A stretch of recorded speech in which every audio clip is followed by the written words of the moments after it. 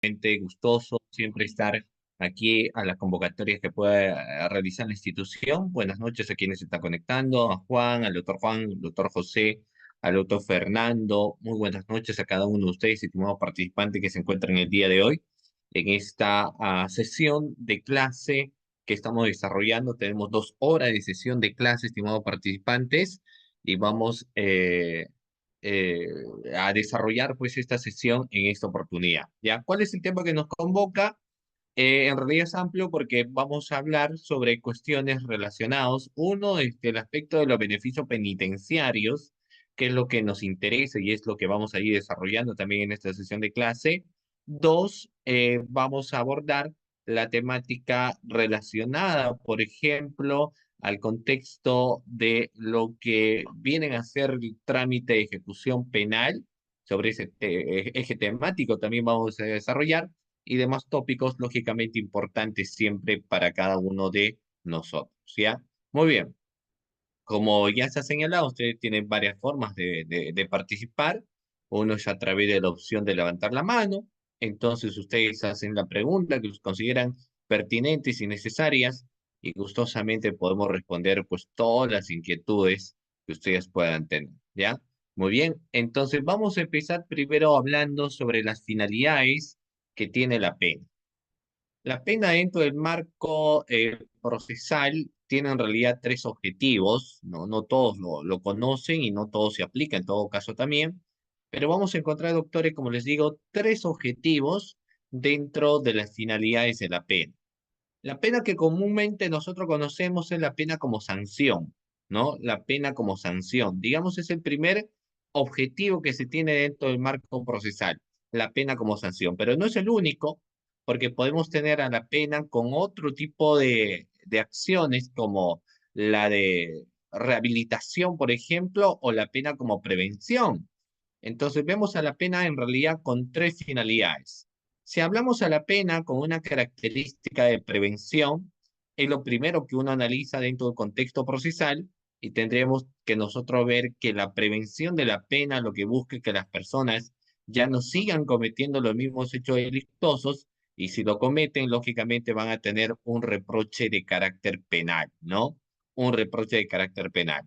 Pero esa misma pena, como yo les digo, como prevención, no tiene en ocasiones auges bastante prácticos. Por ejemplo, existen 2 figuras delictivas, como es el caso del feminicidio, como es el caso del sicariato, y si ustedes entienden, y yo les pregunto, ¿en qué se parece la figura del feminicidio con la figura del sicariato? O sea, ¿qué parecido podríamos encontrar entre estos dos tipos penales que en su momento incluso se creía que eran tipos penales provenientes del derecho penal simbólico o conocido también como el derecho penal populista, ¿no? Pero bueno, habría que evidenciar, digamos, esos factores imperantes que yo les estoy señalando. Tanto la figura del feminicidio como la figura del sicariato, doctores, se caracterizan porque tienen la pena de cadena perpetua. Claro, si ustedes analizan, la figura del delito de sicariato y la figura del delito de feminicidio tienen como pena máxima lo que viene a ser cadena perpetua. Pero la gran interrogante es si a pesar de todo ello, ¿no? A pesar de tener cadena perpetua, los índices de feminicidio y sicariato en los últimos tiempos habrán disminuido. O sea, habrá una disminución de la figura del sicariato, habrá una disminución de la figura del feminicidio. Obviamente que no, ¿cierto? Parecía todo lo contrario, pareciera más bien que va en aumento. Entonces, si es que va en aumento, la gran pregunta es, ¿a consecuencia de qué es que podemos señalar que la figura de sicariato o la figura de feminicidio va en aumento? Tendríamos que, en ese sentido, identificar una problemática. Y la gran pregunta que nos hacemos es cuál vendrá a ser la problemática que nosotros podríamos encontrar para señalar que la figura del delito de sicariato que la figura del delito de feminicidio van en aumento, ¿no? O sea, y eso nos lleva a pensar, pues, en qué es lo que finalmente podría estar sucediendo.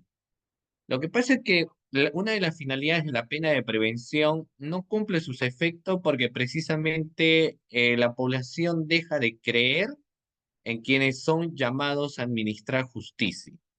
Es decir, la población deja de creer en quien teóricamente es el defensor de la legalidad, ¿cierto?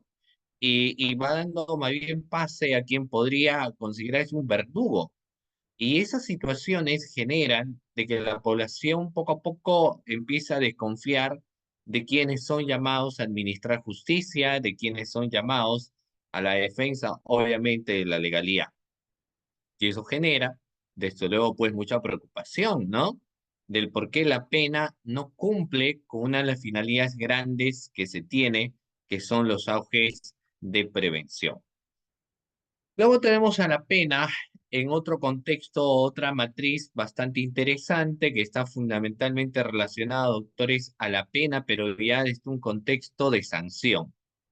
Para hablar a la pena desde un contexto de sanción, estimado participante, lo que nosotros tendríamos que ver es primero que para sancionar a una persona se aplican las reglas del proceso común. Y el proceso común, como nosotros muy bien lo conocemos, porque ya no es novedizo a estas alturas, ya no podemos hablar de lo que en su momento se decía no Código Procesal Penal, sino tendríamos que hablar propiamente de lo que viene a ser el Código Procesal Penal. Entonces vamos a entender que para la aplicación de la pena, necesariamente tendríamos que pasar un debido proceso. Y ese debido proceso es el debido proceso de tres etapas, ¿no? Si yo les preguntase en esta noche, doctores, ¿cuáles vienen a ser las tres etapas imperantes en lo que se denomina nuestro Código Procesal Penal? A ver, pregunta a la clase, ¿no? ¿Cuáles vienen a ser las tres etapas que rige lo que todavía nosotros conocemos como nuestro nuevo Código Procesal Penal? ¿Alguna idea, doctores? A ver, ¿cuáles son aquellas tres etapas, reitero nuevamente, que rige nuestro denominado Código Procesal Penal? A ver, los dejo a ustedes para que analicen, ¿ya? Muy bien. Mientras que acá,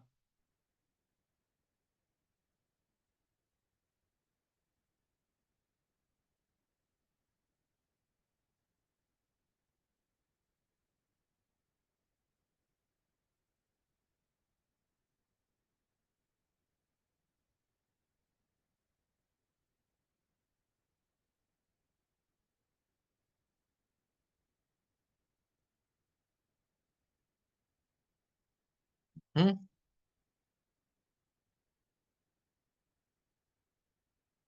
Ok, muy bien. Claro, usted muy bien lo han señalado.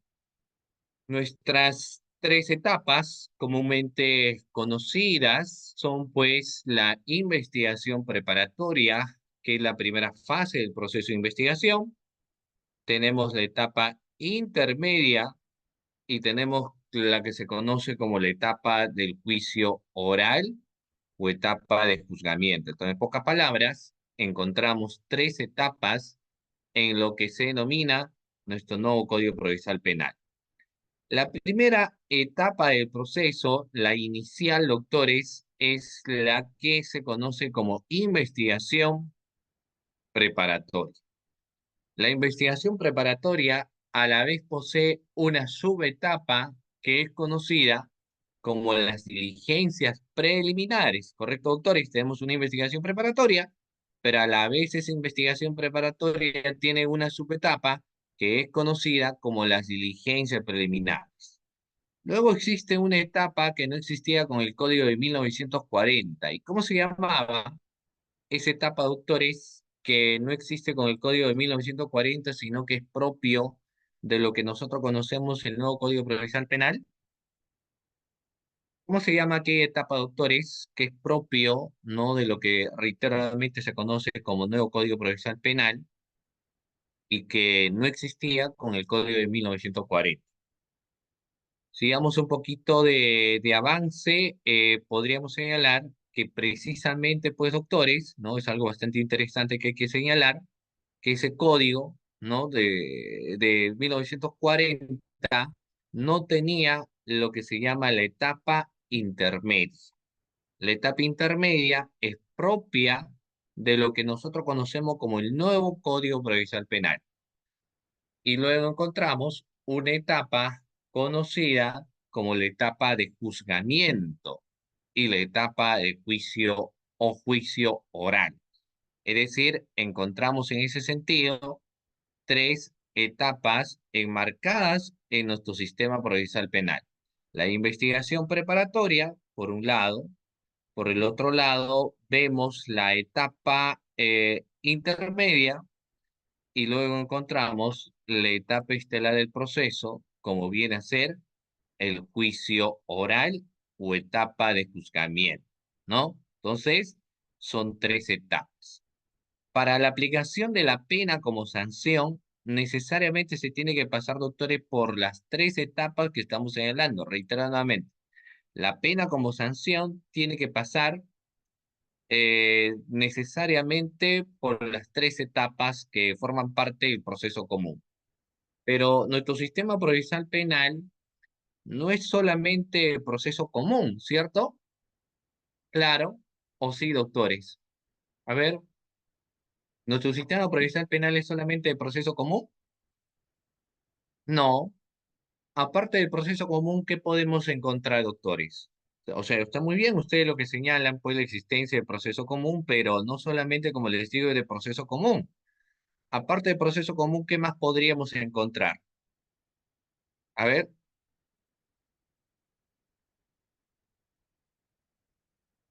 doctores, ¿alguna idea? Aparte del proceso común, ¿qué más podemos encontrar? ¿Qué encontramos, doctores? Encontramos lo que se llaman los procesos especiales, o conocidos también como los mecanismos de simplificación procesal. Y dentro de los mecanismos de simplificación procesal, ¿qué encontramos, doctores? A ver, dentro de los mecanismos de simplificación procesal, ¿qué encontramos? Las salidas alternativas y los acuerdos reparatorios. ¿Correcto? Reitero, encontramos salidas alternativas o encontramos también lo que se denomina acuerdos reparatorios.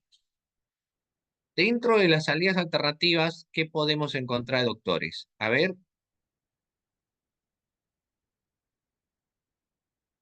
dentro de las salidas alternativas que encontramos, a ver, un momento,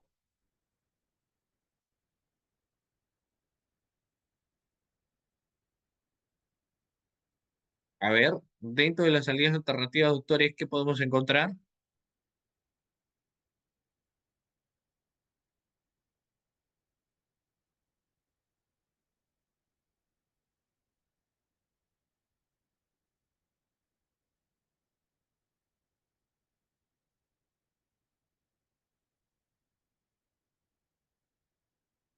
Ajá, a ver, ¿qué se encuentra dentro de las salidas alternativas, doctores? A ver, vamos.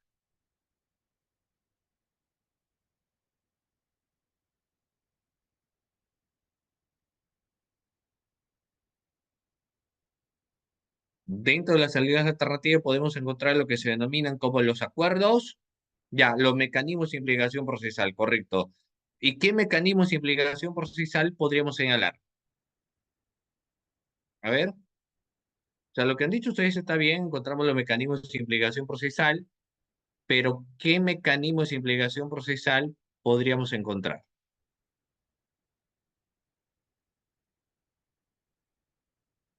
Ya, podemos encontrar lo que se llaman, a ver, analizamos el principio de oportunidad.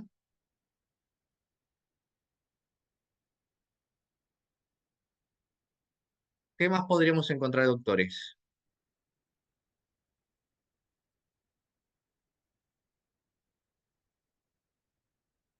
Las salidas alternativas o lo que se llaman los acuerdos, ya.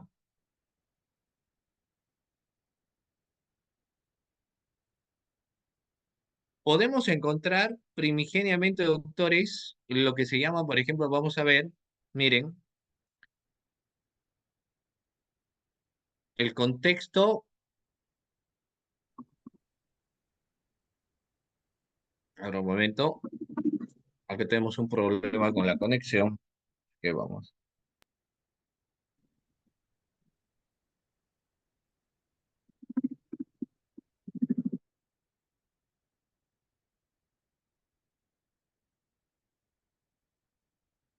Mm,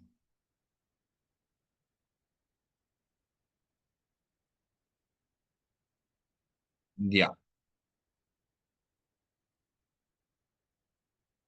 ok,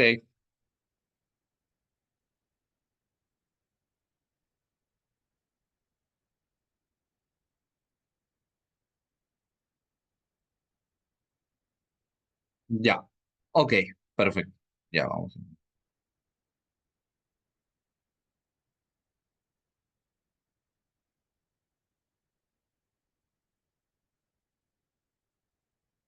Ok, doctores. Entonces, vamos a ver algo bastante interesante, que aparte de esos mecanismos de simplificación procesal obviamente existentes, aparte de los mecanismos de simplificación procesal que hemos señalado, nuestro sistema procesal penal tiene a la pena también como ente sancionador, ¿ya? Y aquí ya como ente sancionador hablamos de la pena como sanción. Reitero nuevamente, aquí ya hablamos de la pena, pero la pena con el objetivo de sancionar. Y la gran pregunta es, cuando una persona, por ejemplo, es sentenciada, ¿no? Por el supuesto delito que habría cometido, etcétera, pero la gran pregunta, doctor, es si todos sus derechos fundamentales la persona sentenciada pierde o solamente pierde alguno de los tantos derechos fundamentales que puede tener. Pregunta, a ver, a la clase. ¿La persona sentenciada pierde todos sus derechos fundamentales o solamente pierde alguno de los derechos fundamentales reconocidos en el marco de la Constitución? Ustedes saben que el artículo 2 de nuestra Constitución política nos habla de los derechos fundamentales de una persona, ¿no? Reitero nuevamente, el artículo 2 de nuestra Constitución política nos habla de los derechos fundamentales de una persona. Y la gran pregunta es, ¿qué derechos fundamentales encontramos? ¿Cuáles son los derechos fundamentales, doctores, reconocidos por el marco constitucional? A ver, ¿qué derechos fundamentales encontraremos, doctores? Claro, encontramos el derecho fundamental, que es la libertad. Aparte de eso, ¿qué otro derecho fundamental, aparte de la libertad, más podemos encontrar? ¿La salud vendrá a ser o no un derecho fundamental? Sí. ¿El trabajo es un derecho fundamental o no? Claro, por supuesto, el trabajo también es un derecho fundamental, ¿cierto? Y cuando una persona es sentenciada, ¿pierde todos sus derechos fundamentales o solamente pierde alguno de los derechos fundamentales? ¿O es que pierde todos, doctores? Una persona que es sentenciada. ¿Pierde todos sus derechos fundamentales o solamente pierde algunas? Ya.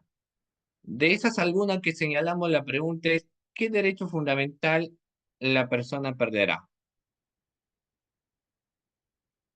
¿Cuál vendrá a ser el derecho fundamental que la persona podría perder? Tu libertad, ¿cierto? Es el único derecho fundamental que la persona podría perder, doctores, su libertad, ¿no? Pero esa libertad lo va a perder de manera perenne o momentánea o dependiendo. Reitero nuevamente, doctores, esa libertad lo va a perder de manera perenne o lo perderá de manera momentánea, sencillamente, doctor. Estamos hablando de derecho fundamental a la libertad. ¿Lo pierde de manera perenne o lo pierde de manera momentánea? Pues lo pierde solamente de manera momentánea, nada más, pues claro, ¿cierto? Por ejemplo, ¿cuál es la pena máxima que nosotros tenemos dentro del marco, doctores, de nuestra legislación. ¿Cuál es la pena máxima? ¿35 años o cadena perpetua? A ver, pregunta a la clase, ¿cuál es la pena máxima? Recuerda que usted tiene, incluso pueden activar la opción de audio para que realicen pues su participación, no hay ningún problema, ¿ya? Pero lo que les estoy preguntando es cuál es la pena máxima que en todo caso podríamos encontrar dentro de nuestro marco constitucional. A ver, ok, tenemos como pena máxima lo que viene, a ver, acá, la pena máxima, autores, que nosotros vamos a encontrar, en este caso, vienen a ser 35 años de pena privativa de libertad. O sea, una persona podría estar preso de su libertad 35 años, como una pena, ¿no? Que se le impone a una persona, y ahí ingresa pues el jus puniendi del Estado a una persona que habría cometido un hecho delictuoso. Entonces, si la persona cometió un delito, hay que aplicarle pues la pena que corresponda. Si la persona cometió un hecho delictuoso, hay que aplicarle la pena que corresponda, cualquiera sea el delito. Podría haber cometido un delito de actos contra el pudor, un delito de tocamientos indebidos, un delito contra la administración pública. Ustedes saben que los delitos contra la administración pública hay que analizar los tipos penales del artículo 382 al 401 y delitos conexos, ¿no? Obviamente, hablando de los delitos contra la administración pública, reitero nuevamente, del 382 al 401 y demás delitos conexos, hay que tener que analizar, ya hay que tener que trabajar, ya. 382 al 401 y demás delitos conexos. Ahora, dentro de ese ámbito también que yo les señalo, la persona a quien se le va a imputar un delito tiene que pasar, pues, lógicamente, por un debido proceso. Hace un momento nosotros establecíamos que existen tres etapas dentro del marco del proceso común, porque yo les hablaba de una primera fase que es la investigación preparatoria, luego una segunda etapa que no existía, por ejemplo, con el Código de 1940, sino que es propio de lo que se conoce como el nuevo Código Procesal Penal, y finalmente hablábamos de una etapa de juzgamiento o juicio oral. Todas estas etapas eran el proceso común. Si la persona se le va a imputar algún delito, llega a la etapa de juzgamiento, y en la etapa de juzgamiento de juicio oral se le puede imponer una condena de pena privativa de libertad. Y la pena privativa de libertad, de acuerdo a nuestra legislación, tenemos una pena mínima y una pena máxima, ¿no? O sea, nuestra legislación nos habla de una pena mínima y de una pena máxima. La pena mínima, doctores, ¿de cuántos días es? La pena mínima. La pena mínima estamos hablando de cuántos? De 2 días, y la pena máxima hablamos de 35 años de pena privativa de libertad, ¿correcto? Y ahora la pregunta es si nuestra legislación, o sea, la legislación nacional, la legislación peruana, ampara lo que viene a ser cadena perpetua o no. A ver qué opinan.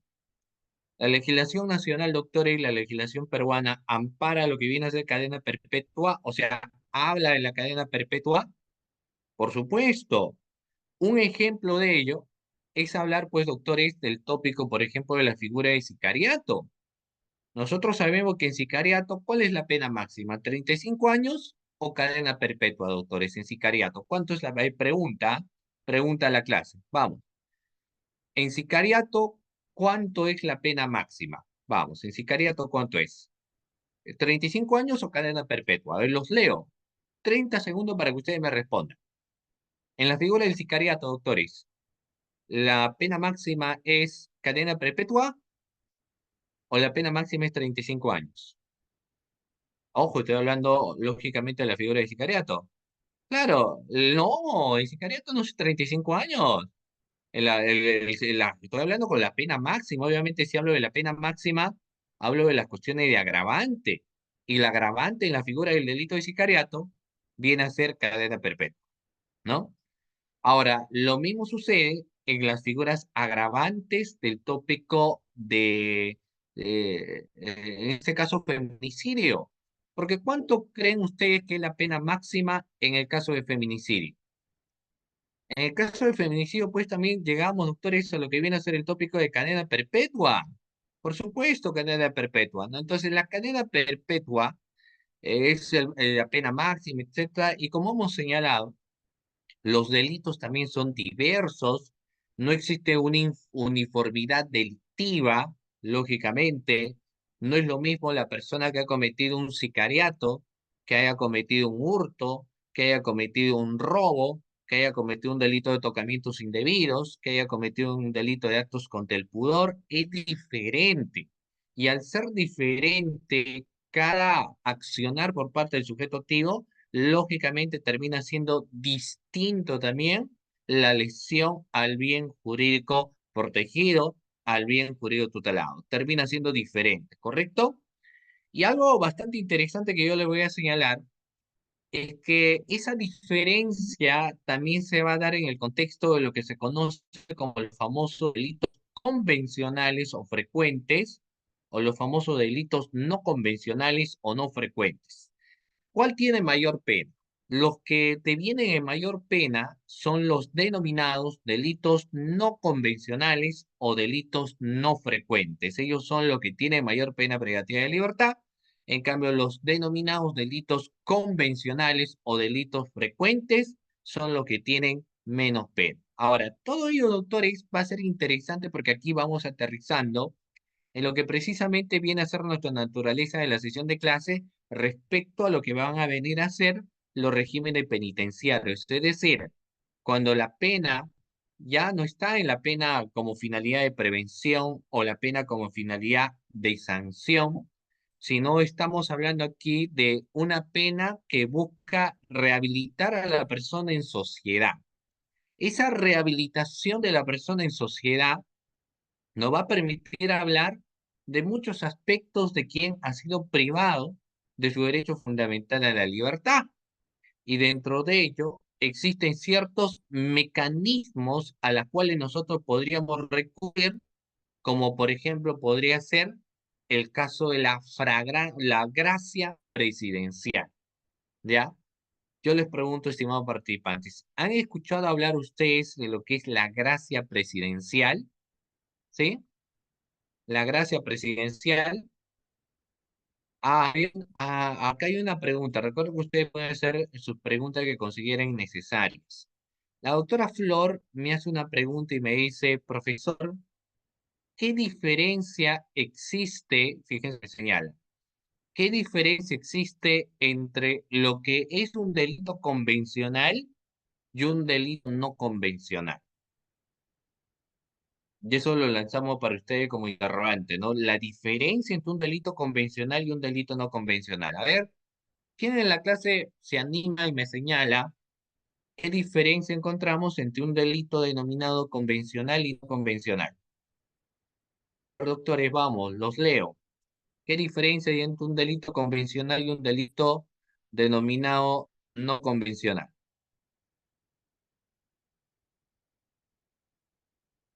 ¿Encontramos diferencia o no hay diferencia, doctores, entre delitos convencionales y no convencionales? Ya, miren, la primera diferencia que nosotros podemos encontrar es que los delitos convencionales son conocidos como los delitos frecuentes o los delitos al paso. Es decir, lo que cotidianamente se suele dar, por lo menos en un concepto de hace 20 años atrás. Por ejemplo, cotidianamente, ¿qué delitos más podemos encontrar? Hurto, robo. ¿Qué otro delito convencional? Tocamientos indebidos. ¿Qué otro delito convencional? Violación. ¿Qué otro delito frecuente más, doctores? Actos contra el pudor, acoso sexual, lesiones simples, lesiones graves.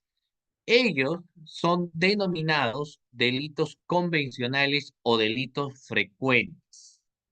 Y cuando se hablaba de los denominados delitos no convencionales, lo que hacía mención es a lo que se conoce como delitos no frecuentes. Por lo menos, ojo, yo estoy hablando desde una concepción de hace aproximadamente, doctores, 20 años atrás. ¿no? No, lo que pasa es que el convencional no es que lo cometa cualquier persona y el otro solo servidores públicos. Lo convencional existe en la universidad, enseñan el curso de delitos convencionales y de delitos no convencionales. O, lógicamente, no todas las universidades. Pero cuando alguien te va a enseñar un delito convencional, lo que te está diciendo es que te vamos a enseñar un delito frecuente, un delito cotidiano, un delito de lo que eh, suele darse, ¿no? A eso hace referencia. Y en el caso de los delitos convencionales, doctores, que como les digo, son denominados delitos frecuentes, tienen pues otra connotación, ¿no? En cambio, los delitos no convencionales son considerados como delitos no frecuentes, ¿ya? Muy bien. Eh, entonces, hay que tener en cuenta ese punto que yo les menciono también a ustedes, estimados participantes, ¿ya? ¿Ok? En cambio, cuando hablamos nosotros de lo que vienen a ser productores, los famosos delitos no convencionales, se establece que los delitos no convencionales son los delitos no frecuentes, ¿ya? No frecuentes. Y así se le denomina, ¿no? Un delito no convencional es un delito no frecuente. Y por ejemplo, ¿qué delito no frecuente podemos encontrar? Un delito no frecuente, doctores, que nosotros podríamos encontrar es el siguiente, ¿no? Por ejemplo, un delito no frecuente hace 20 años atrás se decía que era la figura del crimen organizado. Otra figura aparte del crimen organizado como no frecuente, delito de corrupción de funcionarios. Otro delito no frecuente se decía, delito de corrupción. Entonces la gran interrogante es, miren ustedes, vamos a ver. El delito, y ojo, y eso es lo que estamos señalando, delito contra la administración pública, corrupción de funcionarios, obviamente, ¿no? Los casos de criminalidad organizada o crimen organizado, los delitos de lavado de activos, en la actualidad deberían ser denominados no convencionales o más bien por el contrario, podríamos denominarlo hasta cierto punto como delitos tradicionales o convencionales. Lógicamente sí podríamos estipular ello, ¿no? O sea, sí podríamos señalarlos como vienen a ser delitos frecuentes o delitos convencionales, porque ya son hace 20 años y es tan frecuente hoy en día denuncias, por ejemplo, en corrupción de funcionarios o denuncias en crimen organizado, pero hace 20 años atrás eran considerados como delitos no convencionales. Entonces, ¿qué es aquel delito que sí en la actualidad podría tener, pues, doctores, aquella denominación de ser un delito que yo les estoy señalando, que podría tener la característica, eso sí, ¿no? De un delito no tan frecuente, entre comillas. Creo yo que ya muchos de los delitos hoy en día no podemos decir que no son no convencionales, pero si yo les hablo, por ejemplo, de lo que viene a ser la figura de los delitos de cibercrimen o ciberdelincuencia, cierta medida son delitos un tanto novedosos, o sea, son delitos no tan frecuentes, ¿ya? Este tipo de delitos son reiteradamente denominados como delitos pues no frecuentes, ¿ya? O sea, lo van denominando de esa manera, ¿sí? Muy bien, bueno, esperemos haber respondido la pregunta. Estamos hablando ahora de la gracia presidencial. Cuando hablamos de la gracia presidencial, la capacidad de perdonar, ¿no? Porque como les dije, a una persona ya se le ha restringido su derecho fundamental a la libertad, pero no se puede hacer con leña del árbol caído. Entonces, la capacidad de perdonar era una característica del absolutismo monárquico, donde el soberano actuaba sin restricciones ni separaciones de poderes, ¿no? Aunque este sistema ha desaparecido. La atribución de perdonar penas se ha integrado a las repúblicas y monarquías constitucionales mediante mecanismos como el indulto o la conmutación. Sin embargo, el uso de esta gracia presidencial es discrecional y está regulado por normas y jurisprudencia para alinearse con principios como la prohibición de la arbitrariedad, la separación de poderes, el principio de legalidad y otros derechos fundamentales según el TC peruano, es decir, según lo que señala el marco del Tribunal Constitucional. La gracia presidencial, doctores, pregunta, ¿se encuentra también regulada dentro de nuestra Carta Magna o no? ¿Qué opinan, doctores? A ver, ¿lo encontramos regulado o no la gracia presidencial? A ver, ¿encontramos o no regulado, doctores, lo que viene a ser la gracia presidencial? Claro, la gracia presidencial, por supuesto que sí, nosotros lo encontramos regulada. ¿Dónde, doctores? ¿En el Código Penal o en la Constitución Política? ¿Dónde se encuentra regulado, doctores, la gracia presidencial? ¿En la Constitución Política o en el Código Penal?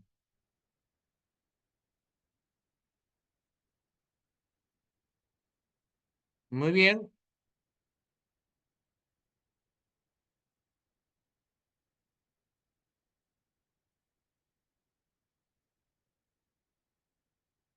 Ujú. Muy bien.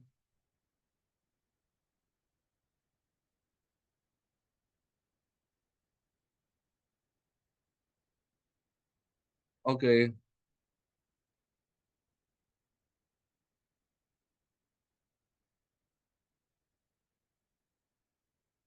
Claro, se encuentra regulado pues dentro de la Carta Magna, dentro de la Constitución Política. Básicamente, ¿saben dónde se encuentra regulado, doctores? En el artículo 118.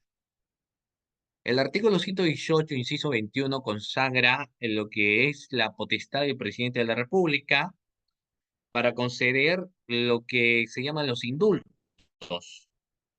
El indulto, el derecho de gracia y la conmutación de la pena, ¿no? Y a la vez que establece algunas condiciones, lógicamente, para su contención. Entonces, lo que nos dice es que a pesar que una persona, por ejemplo, habría cometido pues un hecho delictoso, un delito, y tengamos una pena que podría ser 35 años de pena privativa de libertad, una pena que podría ser cadena perpetua, entonces la persona que sobre él va a recaer esta pena podría decir, sencillamente nunca voy a salir libre, ¿no? O de acá no voy a salir vivo, por lo menos. Pero nuestra constitución política, en el artículo 118, en su inciso 21, da la potestad al presidente de la República precisamente para conceder los temas de indultos, el derecho de gracia y la conmutación de la pena y a la vez que establece algunas condiciones para ello. Se establece también por normativa de que existirían una clase de gracias presidenciales, no siendo en ese sentido, digamos, esto uniforme, ¿no? Sino que encontramos una serie de clases de gracia presidencial, porque tenemos el indulto común, el derecho de gracia, la conmutación de la pena y las gracias fundadas en razones humanitarias, ¿no? En el caso del indulto común, perdón de la pena de los sentenciados por delitos que no cuenten con impedimento legal, ¿no? Y el derecho de gracia, privados de libertad sentenciados con grave exceso de carcelería. Estamos hablando aquí, recae, por ejemplo, entre 25 años de pena privativa de libertad o 35 años de pena privativa de libertad, les podría corresponder a estos señores lo que viene a ser la gracia presidencial. Y tenemos la otra figura que está relacionado a la conmutación de la pena y se reduce pues el monto de la condena impuesta y por último las gracias fundadas en razones humanitarias, ¿no? Como por ejemplo, si la persona ya se encuentra anciana, con una edad avanzada, en la cual se establece que sus últimos días, que no los pase en prisión, que es una persona, digamos, socialmente inofensiva, entonces tendría que pasarlo o estar en libertad, ¿no? Entonces nos van dando pues esas prerrogativas de la clase de gracia presidencial, ¿ok? Muy bien. Ahora yo le voy a hacer una pregunta antes de pasar a esta diapositiva, doctor, y si voy a esperar su respuesta.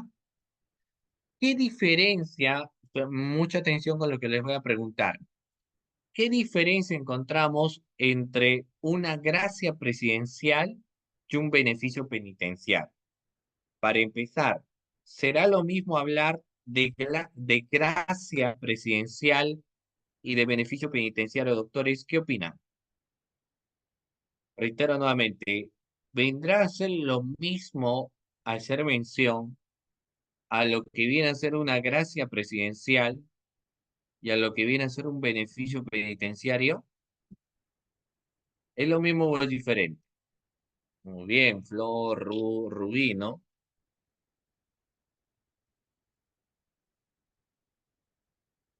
Ustedes me señalan que son distintos, ¿ya? O es igual. A ver, obviamente, ustedes son cerca de 90 participantes que se encuentran aquí en la clase. Y yo les estoy preguntando qué diferencia encontraríamos entre lo que es una gracia presidencial y un beneficio penitenciario. Para empezar, no son iguales.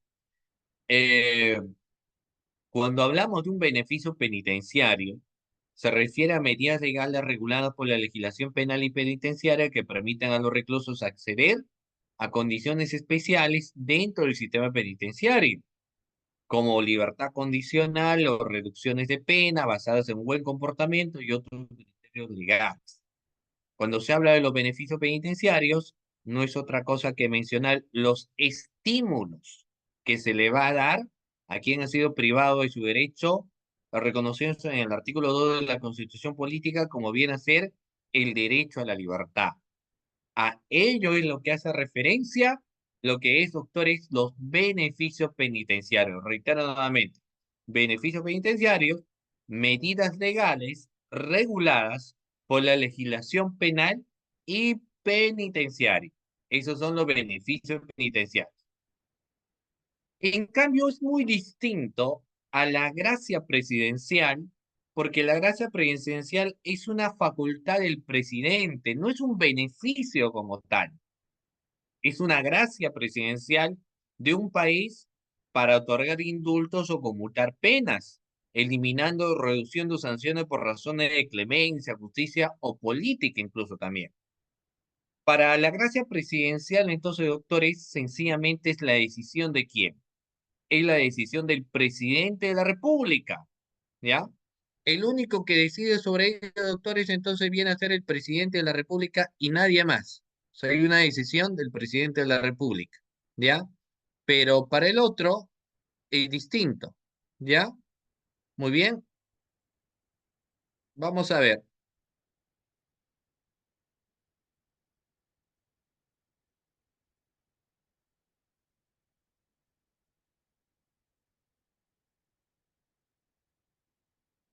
¿Qué diferencia más encontramos?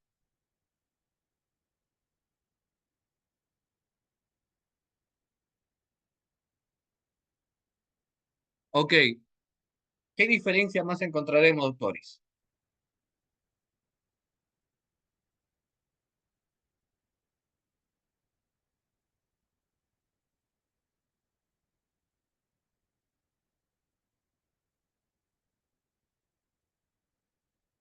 Ya, ¿qué diferencia más encontramos?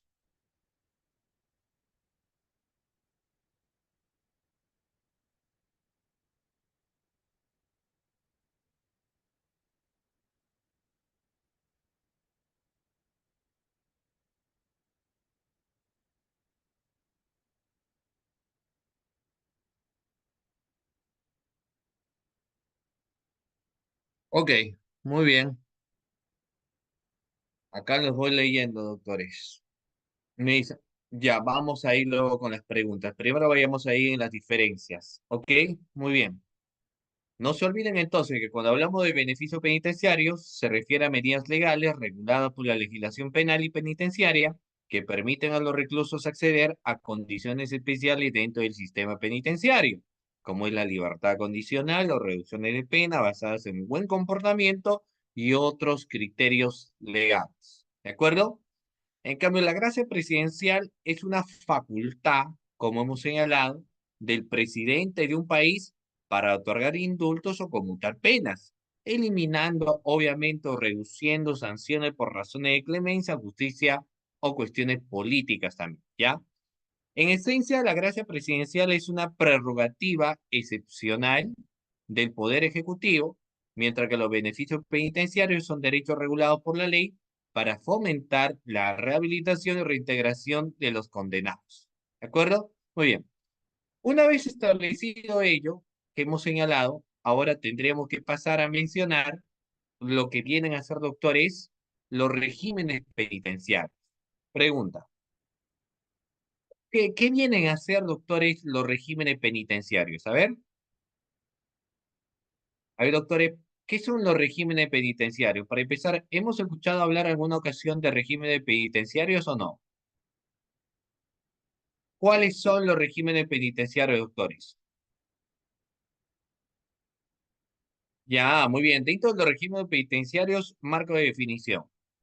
Es una organización, ya es una organización estatal con una estructura coherente encargada de la ejecución de las penas y medidas de seguridad orientadas al logro del objetivo de resocializar a los internos, bajo cuya orientación subyacen o pueden primar determinadas teorías o principios pues penitenciarios, ¿ya? Reitero nuevamente el marco de conceptualización. Los regímenes penitenciarios es una organización estatal con una estructura coherente, así nos dice, estructura coherente, ok, eh,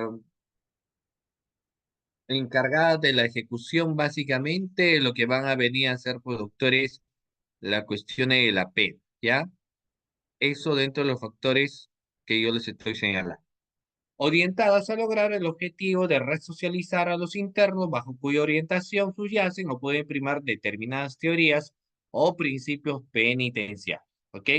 La base general del sistema penal están regidas mediante el Código de Ejecución Penal como punto central de lo que va a venir a ser la resocialización. ¿Ya? Muy bien. Los regímenes penitenciarios, normativa penitenciaria nacional. ¿Ok? ¿Qué es lo que vamos a encontrar? En nuestra Carta Magna, nuestra Constitución Política, en su artículo 139, ojo, artículo 139 de la Constitución Política va a señalar lo siguiente. Son principios y derechos de la función jurisdiccional. ¿Qué cosas son principios o derechos de la función jurisdiccional? El derecho de los reclusos y sentenciados a ocupar establecimientos adecuados. Aquí yo les voy a preguntar algo bastante interesante en el sentido básicamente de qué podría suceder, ojo con lo que les estoy señalando, qué podría suceder, estimados participantes, si ustedes, por ejemplo, abogados, defensores particulares, advierten que su patrocinado, a quien le han sentenciado, al margen del delito que le hayan sentenciado, pero está dentro de un establecimiento carcelario sin que tenga las condiciones de salubridad necesarias. Y cuando hablo de las condiciones de salubridad, no solamente me hago referencia a lo que va a comer esta persona, sino también a sus propias condiciones en las cuales dicho individuo se encuentra. Entonces, pregunta a la clase y a quienes nos están viendo, ¿a qué podría recurrir o a qué se podría recurrir cuando observamos a una persona que se encuentra, por ejemplo, con esas condiciones, ¿no?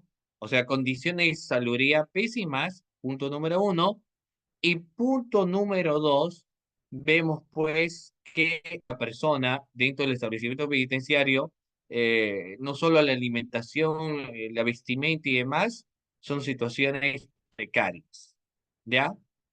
¿A qué podríamos recurrir, doctores? ¿Algunos de ustedes tienen alguna idea? Saben que tienen la opción de levantar la mano. ¿Alguna idea, doctores, a qué se podría recurrir?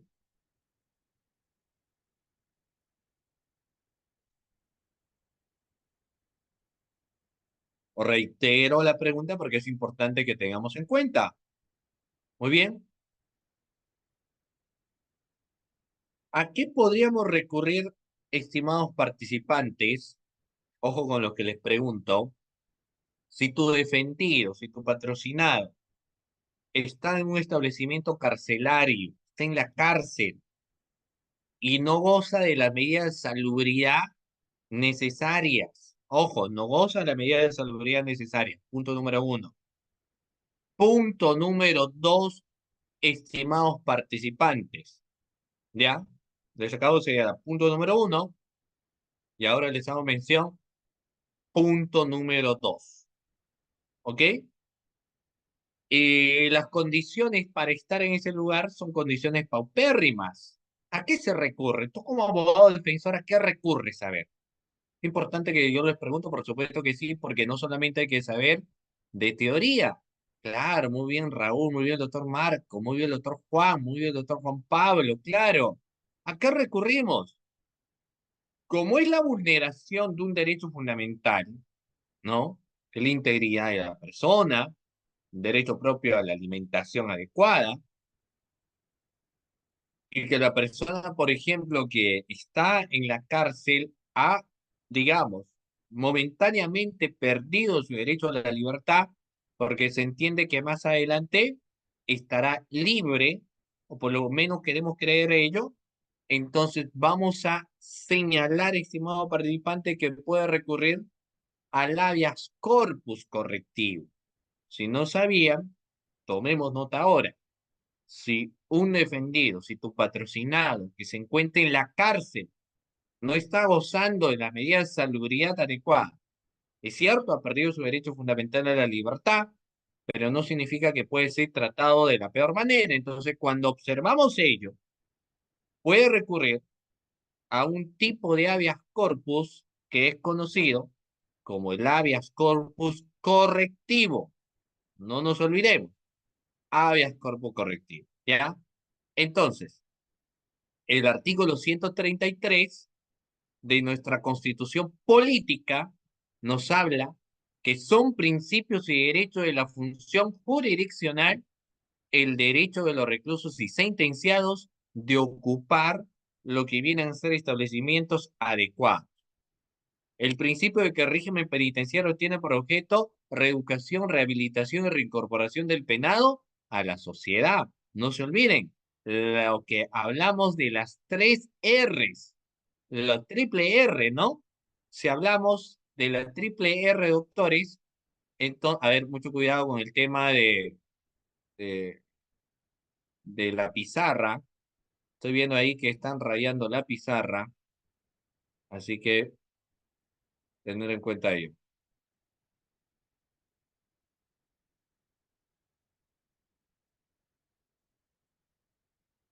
Ok, muy bien. Entonces estábamos hablando de las tres R. ¿Y cuáles eran las tres R? Rehabilitación, reeducación y reincorporación del penado a la sociedad. Tanto la reeducación forma parte de los estímulos que se va a dar a una persona que ha sido privada de su libertad. La rehabilitación es un trabajo arduo que está relacionado no solamente a condiciones para que se pueda adoptar, realizar algún tipo de trabajo, sino también a las cuestiones de trabajo psicológico que esta persona podría tener, para que finalmente se logre el objetivo mayúsculo que uno espera, que viene a ser la reincorporación del penado a la sociedad, ¿no? Y ahí tenemos un problema porque la gran mayoría de personas que suelen hablar sobre esta temática terminan señalando que es un poco complicado el tema de la reincorporación de una persona privada de su libertad al contexto de la sociedad por una serie de factores en ocasiones, ¿no? Eso me trae a colación la siguiente pregunta. ¿Y qué opinión tienen ustedes, doctores, del establecimiento penitenciario que está en la ciudad de Chayapal? ¿Qué opinan? Que es considerado un establecimiento penitenciario de extrema seguridad, pero que para muchos colinda y choca con lo que vienen a ser los derechos humanos. Otros dicen que está muy bien, estas personas, ¿no? Que estos sujetos vayan a un establecimiento penitenciario muy rígido. Entonces está muy bien que se les lleve a Chalapalca, dice, ¿no? O sea, está muy bien que vayan a Chalapalca con el frío, porque son delincuentes avesados. Hay otro que dice, no, un momentito, ¿cómo van ahí estas personas a Chalapalca? Porque no te olvides que, que el objeto que también tiene la pena es la rehabilitación y la reincorporación de una persona en sociedad, y si lo vas a llegar a estos lugares, entonces, ¿cómo podrían rehabilitarse, no? Pero yo les pregunto a ustedes, no desde una óptica, obviamente, de quien no sabe de leyes, sino desde una óptica de un hombre de derecho. Entonces, Les pregunto, doctores, ¿qué opinan? ¿Está muy bien, por ejemplo, el establecimiento penitenciario de extrema seguridad, como es el caso de Chayapalca? ¿Les parece bien?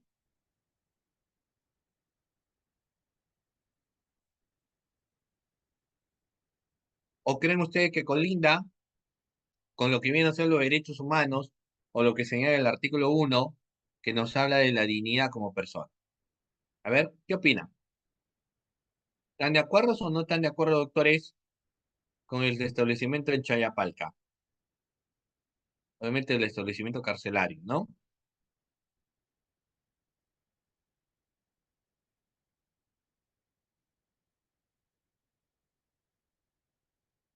A ver, doctores, ¿de acuerdo o no de acuerdo? Ok,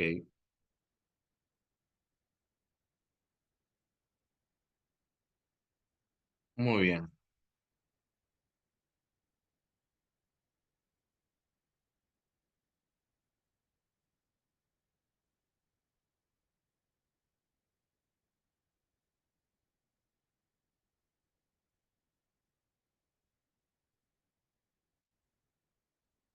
Ok, voy a tener algunas participaciones. Ok, es todo un tema, ¿no? Porque para muchos está muy bien que los delincuentes avesados vayan a Chayapalca, dicen, ¿no?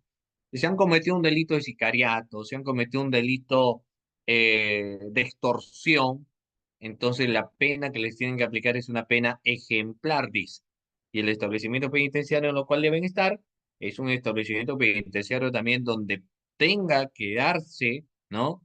Un escarmiento claro, porque algunos los envían allí y otros ya, al margen de si les envían allí o etcétera, estamos diciendo por qué o qué opinan ustedes cuando llevan a los avesados a Chayapalca, porque muchos dicen está muy bien, ahí ya no van a poder tener comunicación porque la línea obviamente se corta, entonces ya no va a haber una comunicación que ellos técnicamente van a tener, entonces ya no van a poder direccionar tampoco dentro del establecimiento carcelario, entonces dicen positivo, está muy bien que se le lleve a Chayapalca. Para hay otros que señalan que está muy mal, porque dicen cómo pueden llevar a Chayapalca, porque el derecho también te habla de los derechos humanos, se habla de la dignidad como persona. Entonces, ¿cómo a un sujeto, por más que ha cometido un delito, lo puedes llevar a un establecimiento penitenciario de tales condiciones, por lo menos humanas en el sentido del friaje que suele hacer, ¿no? Entonces existe una polémica. Eh, técnicamente, es decir, desde el contexto jurídico, lo que nosotros podríamos señalar es que el artículo 139 de la Constitución Política te habla de las tres R's, reitero nuevamente, claro, ahí ingresa, ¿no? Se habla de las tres R de lo que es el régimen penitenciario. Reitero nuevamente, se habla de las tres R de lo que viene a ser el régimen penitenciario, como por ejemplo podría ser reeducación, podría ser rehabilitación y podría ser reincorporación del penado en sociedad. Entonces, cuando se trabaja reincorporación, es muy difícil, lógicamente, poder buscar o intentar trabajar por lo menos rehabilitación si una persona se encuentra en un establecimiento penitenciario cuyas condiciones humanas no la permiten, por ejemplo, estar en una condición como tal. Entonces dice, no, no se va a poder, fíjense ustedes, trabajar el tema de la rehabilitación, ¿no? Y si no se trabaja la rehabilitación, por ende, imposible la reincorporación del penado a la sociedad. Muy bien. Ahora, y ahí ingresa el problema, pues, porque les pregunto, ¿no? Hay algunos que la indignación, obviamente, es no desde una óptica jurídica, sino desde el clamor popular, es que desde el clamor popular dicen, la persona que cometió un delito pierde todos sus derechos. Pero doctores, pregunta, ¿una persona que ha cometido un delito pierde todos los derechos? A ver, pregunta, ¿no? Obviamente jurídicamente. Una persona que ha cometido un delito pierde todos sus derechos, y si tú me dices si pierde todos sus derechos, yo te pregunto en qué parte de la constitución política o del código penal establece que una persona que ha cometido un delito pierde todos sus derechos. Lo señala porque si lo señala, se puede debatir, ¿no? Se puede señalar. Pero si no lo establece, entonces viene a ser sencillamente el clamor de la indignación, que ojo, no digo que no sea razonable, porque lógicamente, si tú has sido víctima de un delincuente que cuando tú querías, lógicamente, surgir en el país, ¿no? Este delincuente iba a ser este desgraciado, iba a decir, el delincuente te empieza a extorsionar. Claro, cierto. Entonces tú dices, mira, si yo quiero hacer muchas cosas y ya ha matado a un familiar porque dijo que la próxima iba a ser yo, ya ha matado pues a mi hermano, ¿no? Como muestra de su poder que tiene ahí dentro del mundo del AMPA. Entonces, bajo el clamor, lógicamente, de la indignación del pueblo, esa persona tendría que perder todos sus derechos. Y si uno pensara, no como abogado, estaríamos lógicamente de acuerdo en lo que dice ese ciudadano, por supuesto, porque imagínate un sicario, ¿no? Que mata a un familiar tuyo a cambio de dinero, entonces lógicamente para la indignación de los familiares de la víctima, por supuesto, pero el contexto del derecho es diferente. En el contexto del derecho te habla de las tres R. Por eso es que cada vez que uno topa el tema de la pena como rehabilitación, siempre se genera polémica, porque quien habla del tema de la pena como rehabilitación, la gran mayoría dice, ah, no, pero para él todos los presos son angelitos. Claro, pareciera eso, pero lo que pasa es que de las finalidades de la pena que hemos señalado, la pena como prevención, la pena como sanción y la pena como rehabilitación, si uno habla de la pena como sanción, entonces siempre vamos a mencionar todo el peso de la ley, porque esa es la pena como sanción. O sea, esa persona, la máxima, no, pero es reincidente, entonces son agravantes. Entonces, esa persona que cometió un hecho delictoso, la pena tiene que ser mayor.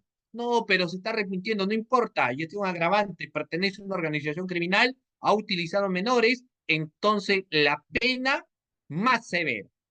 Porque claro, le corresponde porque ahí ingresa la pena como que, como sanción, es decir, el jus puniendi del Estado a la persona que cometió el delito sin contemplación alguna. Y eso es una de las finalidades que tiene la pena. Pero cuando se habla de la pena como rehabilitación, la pena como rehabilitación te dice un momentito, pues ya la has sentenciado, ¿qué más quieres? Te dice. ¿Quieres que lo maten? Ya, pero acá en el Perú, ¿se aplica la pena de muerte, doctores, o no se aplica la pena de muerte? ¿En el Perú se aplica la pena de muerte o no? Doctores, ¿no se aplica por la pena de muerte o sí? En Perú, en Jerusalén, la tierra prometida, ¿se aplica o no se aplica la pena de muerte? La pena de muerte se aplica solamente, y eso señala el marco constitucional, en dos delitos, ¿no? O en dos circunstancias. ¿Y cuáles son? O no, es que sí se aplica. Se aplica en dos circunstancias la pena de muerte. ¿En cuáles? Caso de terrorismo y traición a la patria en tiempos de guerra. Pues en tiempo de guerra nos estamos enfrentando, digamos, con Chile. Entonces alguien de acá del Perú dice, yo te voy a decir cuáles son las estrategias que tiene el Estado peruano. Ah, entonces estas son las estrategias que tiene el Estado peruano. Te comunico, ¿está traicionando a la patria? Por supuesto que sí. Como existe traición a la patria, pena de muerte. Y lógicamente, si también nosotros vemos cuestiones de terror, de terrorismo, que hay que ser muy cuidadosos, porque hoy en día cualquier persona puede hablar de cuestiones de una bandera roja, etcétera, entonces dicen apología al terrorismo. Hay que ser muy cuidadosos también con los términos. Solo en esas dos situaciones la pena de muerte se aplica, ¿no? Ahora, pena de muerte en cuestiones de guerra, pena de muerte en cuestiones de guerra, no hay que confundir. ¿Ya? Por ejemplo, acá nos dice Jessica, traicionó a la patria. En situación de guerra, ¿qué guerra el Perú frente a quién fue el combate en la cual se dio la traición y de qué manera se dio la información? Hay que ser muy cuidadosos. Una persona dice, no, han vendido parte del Perú, lo han privatizado, han traicionado a la patria. Es una traición subjetiva que no tiene un aspecto del basamento legal. Entonces, fíjense ustedes, con lo que vamos a señalar, que cuando observamos nosotros que existe traición a la patria, en tiempo de guerra y terrorismo acreditados, no con el fragor de lo que yo pienso que es, sino acreditados probatoriamente, se le aplica pena de muerte. Y en los otros delitos no. Pero, ¿qué sucede con otros países? ¿En otros países se aplica o no se aplica la pena de muerte? Por supuesto que sí. En el Perú no. Entonces, como en el Perú no está contemplado, a excepción de esos dos casos, la pena de muerte, entonces ingresa, pues, doctores, lo que viene a ser la tercera R que te dice la rehabilitación. Y te dicen, no, pues, la persona ya ha sido privada de su libertad, ¿qué más quiere? ¿Que lo golpeemos? ¿Que lo jalemos con con cuatro caballos, como Tupac Amaru? ¿Qué deseas? ¿Que lo flagelemos? Entonces, como la Constitución te habla de los derechos humanos, te dice todo lo contrario. ¿Esta persona se puede rehabilitar o no? Y todavía está quienes ingresan desde el contexto, lógicamente, de la religión y dice que tire la primera piedra quien no haya cometido pecado. O el perdonar es divino, ¿no? Entonces, el perdonar, el disculpar a una persona. Entonces, ese contexto se habla, pues, del contexto de la pena, ya no desde una perspectiva de castigo, sino te habla de la pena desde un contexto de rehabilitación, de una segunda oportunidad, ¿no? Y eso pues marco del derecho. Bueno, sigamos. El Código de Ejecución Penal, en el título preliminar y en el artículo 2 te dice que la ejecución penal tiene por objeto la reeducación. No se olviden, a ver, voy a preguntarle, porque a veces siento, vamos a ver si están atentos, ¿ya? Igual quienes han estado pidiendo las PPTs, eh, voy a darles aquí el número de WhatsApp, ¿de acuerdo, doctores? Acá les estoy dejando el número de WhatsApp. Ustedes sencillamente me dicen las PPTs de regímenes penitenciarios, ¿de acuerdo? Reitero nuevamente, ustedes solamente me señalan las PPTs de regímenes penitenciarios y el número de WhatsApp es el 997-588013. Reitero nuevamente, 997-588013. Ustedes escriben un WhatsApp ahí y el equipo se va a contactar para que les dé las PPTs. Eso sí, tienen que escribir el día de hoy antes de las 10, porque ya el día de mañana ya no les van a contestar seguramente, ¿sí? Muy bien. Entonces, estábamos hablando de las tres R. ¿Cuáles eran las tres R, doctores, del contexto de los regímenes penitenciarios? Hemos hablado de tres Rs. ¿Cuáles son? Tenemos que saber esas tres Rs, obviamente. ¿Cuáles son? ¿Cuáles son, doctores? Las tres R.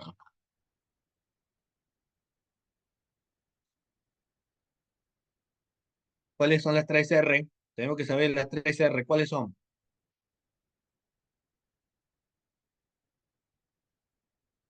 Lo acabo de decir, muy bien. Revocación, no.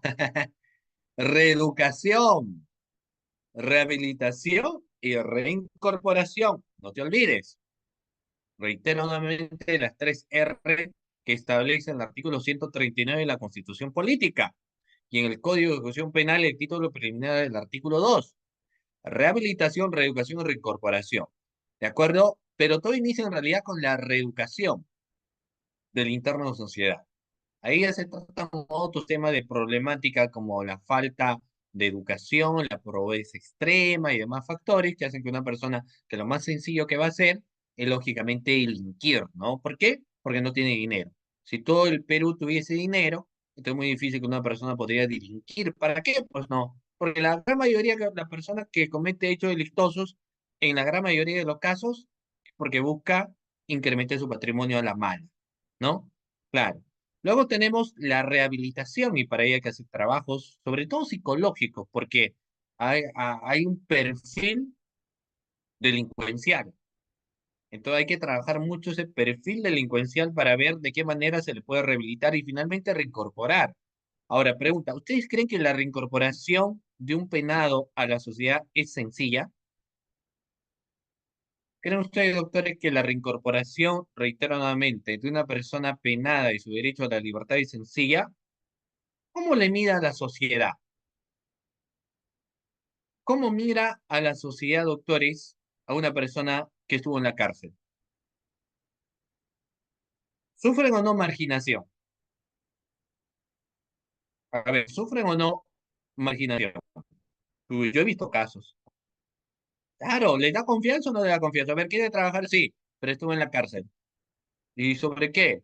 Robo, hurto, violación, tocamientos indebidos. Entonces quedan marcados. Hay un estigma social enorme.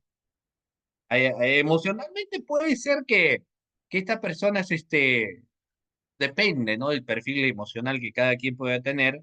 Tal vez emocionalmente sigan igual, pero la sociedad te estigmatiza. Entonces, la pena como rehabilitación, doctores, o mejor dicho, reincorporación, no depende del establecimiento penitenciario, no depende de ellos. Ellos pueden hacer un buen trabajo, pero la sociedad ya tiene un estigma, pues. Y como hay un estigma, también la otra finalidad de reincorporación del penado es difícil, porque nadie le da trabajo. Entonces, ¿qué es lo que hace esta persona al no tener trabajo? Ah, entonces vuelve a delinquir, vuelve a robar, vuelve a hurtar y lo vuelven a detener. ¿Pero por qué? Porque nadie le da trabajo. Tendría mismo que buscar trabajo. Hay personas que suban los carros, han aprendido a hacer joyejitas, han aprendido a hacer varias cosas. Entonces, porque lo que buscan es reincorporarse en una sociedad que ya por miedos y temores ya vive pues de esta manera, doctores, con un chip en la cabeza de que todo, absolutamente todo es un hecho delincuencial y etcétera, ¿no? Claro. Bueno, sigamos.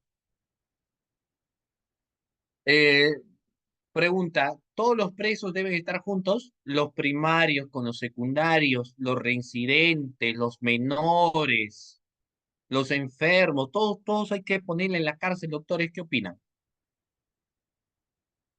¿A todos lo ponemos en la cárcel?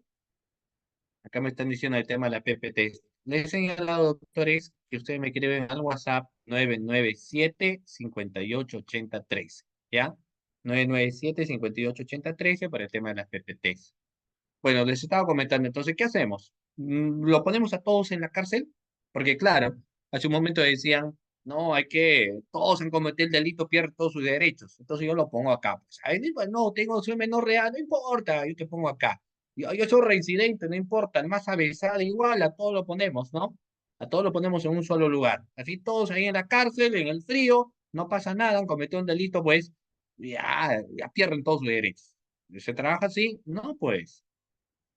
Como no se trabaja de esa manera, hay que tener que separar. Y eso se llama separación de internos. Hay que separar, doctores, a los internos. ¿De quiénes? Yo tengo que juntar a los sentenciados con los procesados o los tenemos que separar. Separados, pues acá irán las personas que han sido sentenciadas, o sea, con condena, con sentencia condenatoria, ¿no? Por eso se llama los sentenciados. Acá estarán los sentenciados. Y por el otro lado, pues estarán los procesados. Acá tengo a los sentenciados y aquí tengo a los procesados, separaditos, ¿no? Sentenciados por aquí, procesados por acá, ¿ok? Luego también tendré que separar, mira, y los que son, tendré que ponerlos juntos a los que son reincidentes, doctores, con los primarios, o sea, uno que es reincidente, no comete delito tras delito, delito tras delito, y el otro es primario todavía, es primerizo. ¿Los tengo que juntar? No, tendré que separarlos, pues, ¿cierto, doctores? Los primarios por este lado, ¿de acuerdo? Y los reincidentes por este lado. O sea, tengo que hacer la separación. Primarios por aquí, ¿de acuerdo? Y reincidentes por aquí. ¿Así se trabaja o no? Por supuesto. Tendré que separar a los menores de 21 años y los mayores de 60 años, lo que requieran ser separados por razones médicas. Ellos están más enfermos, tienen una enfermedad incurable, qué sé yo, entonces hay que separarlo. La madre con hijos menores de 3 años y las gestantes, los fácilmente readaptados, de los difícilmente readaptados. Hay que separar a los alcohólicos y toxicomanos de los que no lo son. Entonces, lógicamente, hay que ir separándolos a todos ellos.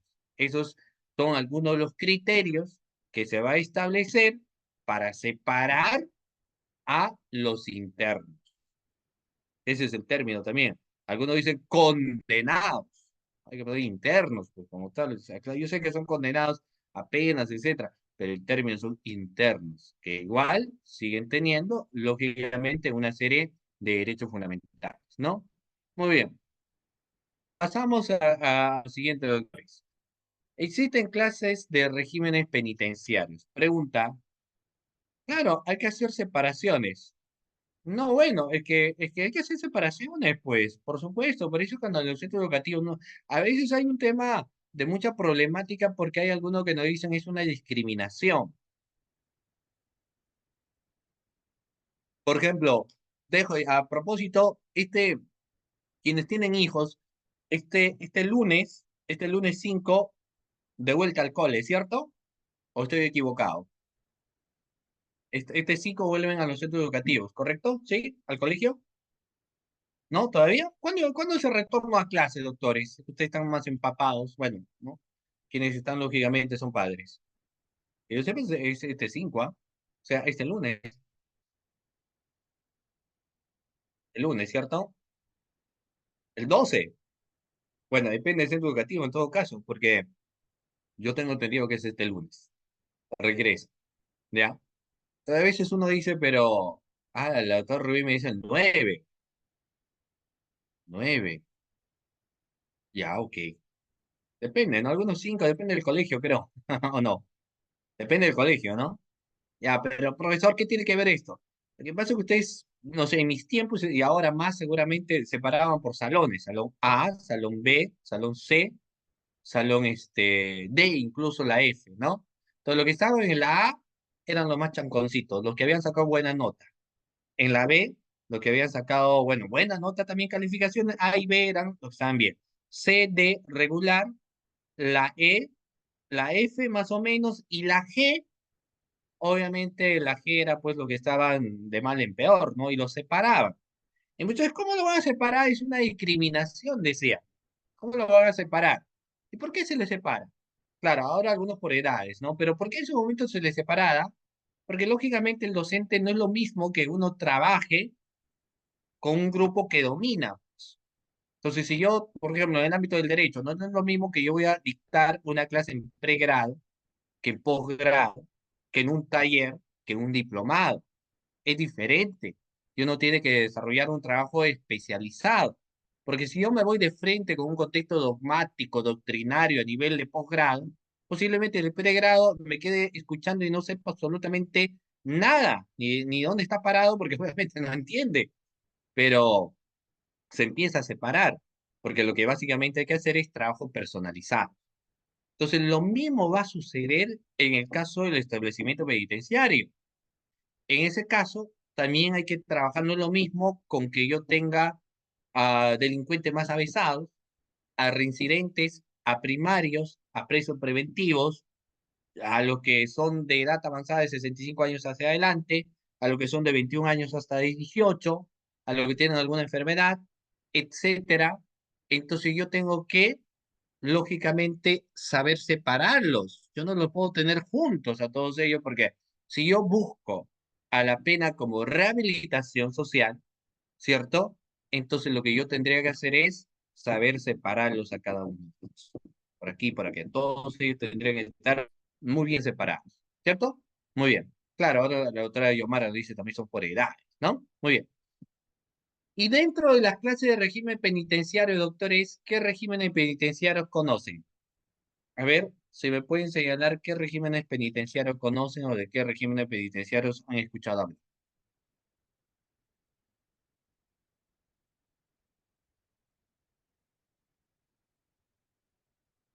Muy bien.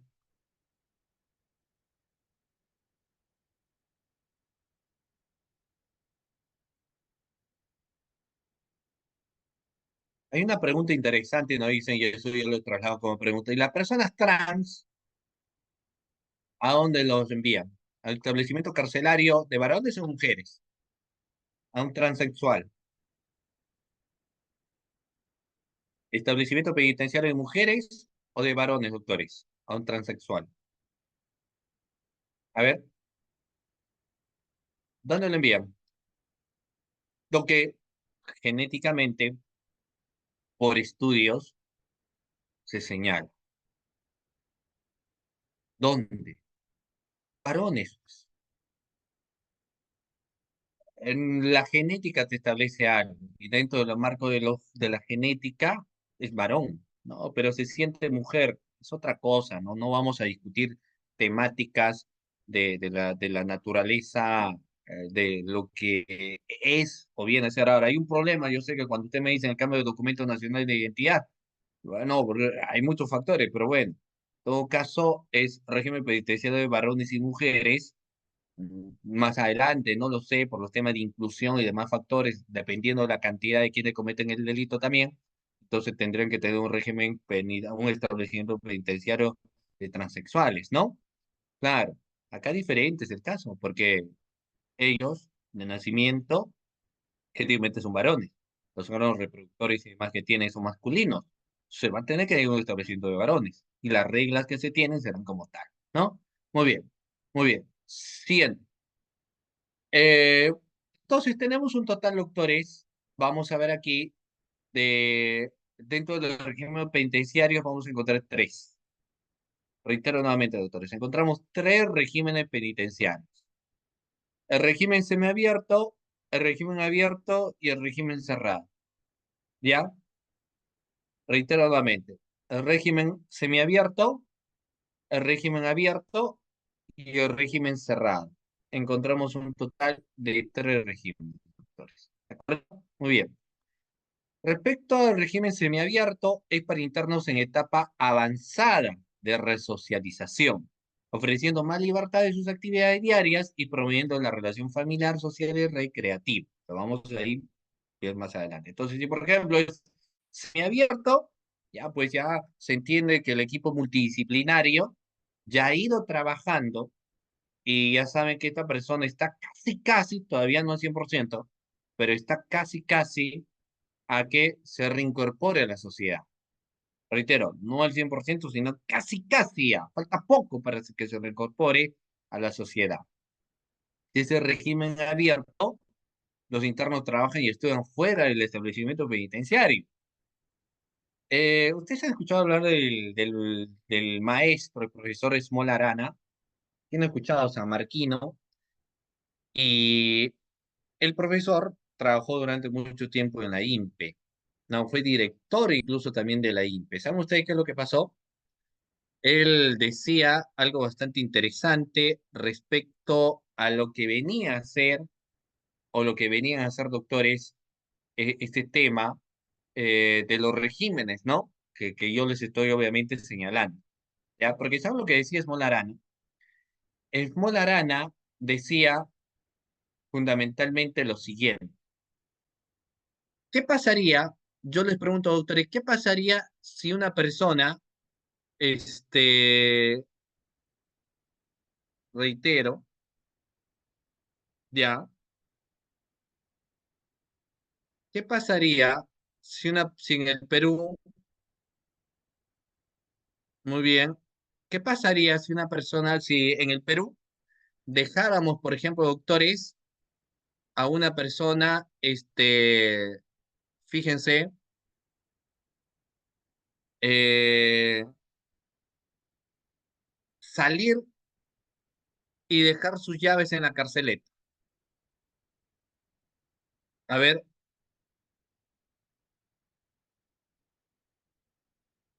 muy bien, a ver un momento.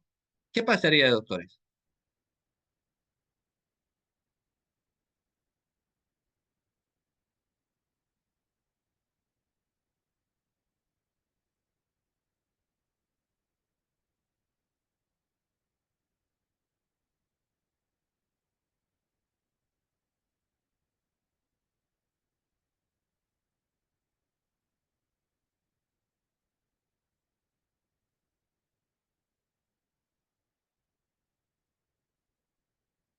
Muy bien,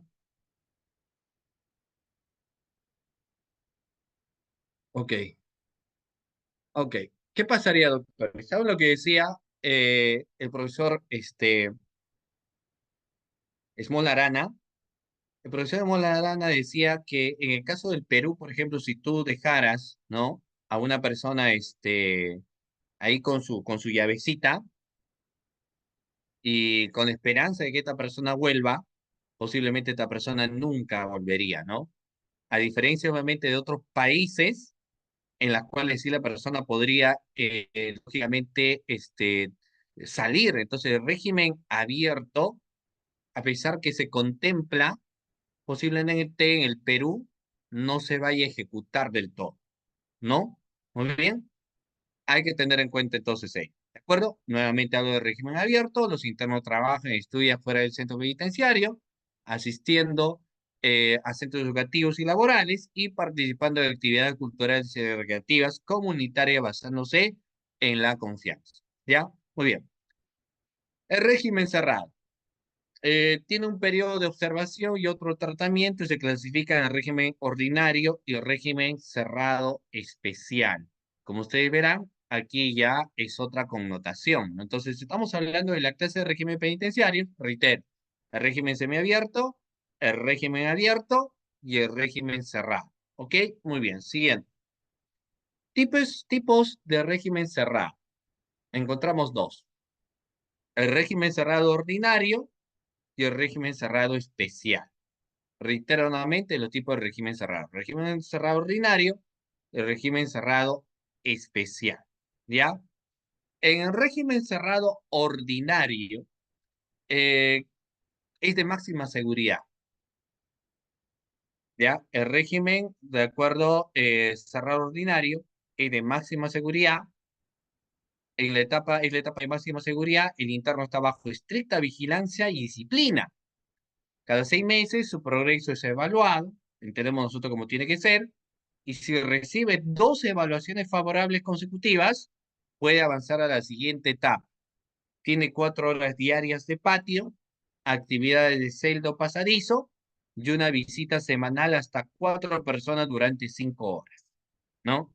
Obviamente no se le puede dar más espacio porque esta persona podría fugar, podría planificar algo, entonces es régimen cerrado ordinario. ¿De acuerdo? ¿Sí? ¿Queda claro? Repetimos otra vez el régimen cerrado ordinario, doctores. Ya vamos a repetir, ¿ya? Muy bien, muy bien.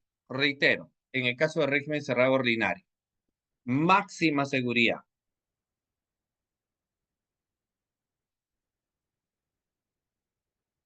En la etapa de máxima seguridad, el interno está bajo estricta vigilancia y disciplina.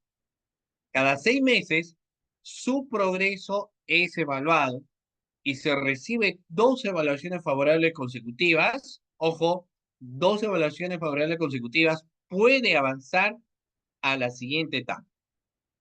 Tiene 4 horas diarias de patio, actividades de celda de celda o pasadizos y una visita semanal hasta 4 personas durante 5 horas. Es lo que nos establece la máxima seguridad. En el caso de mediana seguridad, son aquellas que presentan problemas conductuales y que además tienen antecedentes de residencia o son habituales en el sistema penal. ¿Ya? Eso es mediana seguridad. Reitero nuevamente, son aquellos que presentan problemas conductuales y que además tienen antecedentes de reincidencia o son habituales en el sistema penal. Y por último, la mínima seguridad, ojo, son aquellas que han cometido delitos de menor gravedad y además son reos primarios, lo que significa que no tienen antecedentes penales previos. Estos internos suelen tener un perfil menos riesgoso y por tanto se les asigna una clasificación que permita una supervisión y medidas de seguridad menos estrictas. ¿Estamos, doctores? Medidas de seguridad menos estrictas. ¿Ok? Muy bien. ¿Y cuándo nos encontramos ante un régimen cerrado especial? El caso de régimen cerrado especial, doctor, dice de la siguiente manera. En el régimen cerrado especial, los internos deberán ser clasificados en las siguientes etapas. A, B y C. Reitero. En el caso de régimen cerrado especial, los internos deberán ser clasificados en las siguientes etapas. A, B y C. Las etapas del régimen cerrado especial se destacan por estrictas, ¿de acuerdo? Medidas de seguridad y disciplina con restricciones en beneficios, reducción de acceso a espacios públicos y prohibición de comunicación entre internos, ¿ya? Los internos se recluyen en áreas separadas según las etapas A, B y C. En cuanto a la redención de pena, los internos pueden computar días de trabajo o estudio de la siguiente manera.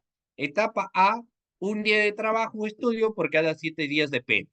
Etapa B, un día por cada 6 días. Y etapa C, un día por cada 5 días. ¿De acuerdo? Digamos que de una u otra manera, eso es la forma en la cual nosotros encontramos dentro de lo que viene a ser el régimen cerrado especial. Esa es la manera en la cual uno advierte el grado de comportamiento. ¿De acuerdo? Siguiente. Etapa A. Muy bien. El régimen para los internos más difíciles de readaptar incluye estricta disciplina y vigilancia. Los internos pues tienen acceso a 2 horas de patio al día y pueden recibir hasta 3 visitas semanales de familiares hasta el cuarto grado de consanguinidad o afinidad con duración de 2 horas y realizada a través de locución conforme a la legislación. Además tienen derecho a una visita íntima de cada 30 días. Las celdas se abren a las 8:30 y se cierran pues a las 8 horas. El buen comportamiento puede permitir visitas especiales de 1 hora hasta 3 familiares en días festivos o en su onomástico, por ejemplo. ¿Ya? Y luego tenemos el otro matiz, doctores, es etapa A, que ya es de extrema seguridad. Lógicamente, si hablamos aquí ya de extrema seguridad, tendríamos que estar mencionando pues a los más ranqueados, ¿no? Y entre los más ranqueados aquí tenemos, es un régimen excepcional. Ojo, porque no existía la extrema seguridad antes. Actualmente lo tenemos y como les digo, es una etapa de extrema seguridad de carácter excepcional creada mediante el Decreto Supremo número 015-2001 y establece un régimen especial para jefes de organizaciones criminales procesados o sentenciados por delitos graves como terrorismo, traición a la patria, tráfico ilícito de drogas y delito contra la humanidad.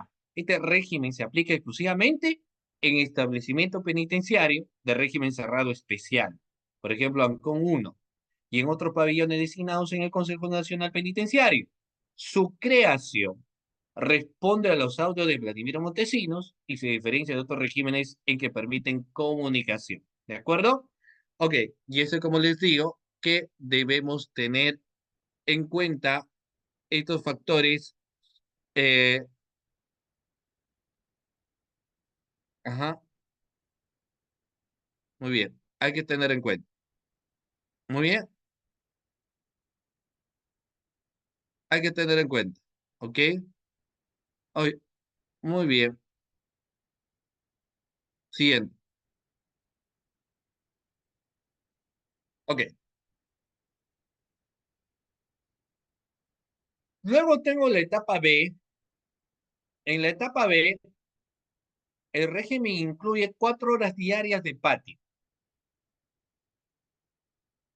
El régimen incluye 4 horas diarias de patio. Los internos pueden recibir, muy bien, pueden recibir hasta 4 visitas semanales de familiares hasta el cuarto grado de consanguinidad o segundo de afinidad, con duración máxima de 4 horas por visita. ¿Ya? Vamos a ver. También tienen derecho a una visita íntima cada 15 días. Las celdas se abren a las 8:30 y se cierran a las 9 horas. El buen comportamiento puede permitir una visita especial de 1 hora con 3 familiares, amigos, o en días festivos o en su onomástico. Va a depender mucho también de la forma en la cual esta persona, lógicamente, se pueden comportar. Y luego tenemos la etapa C.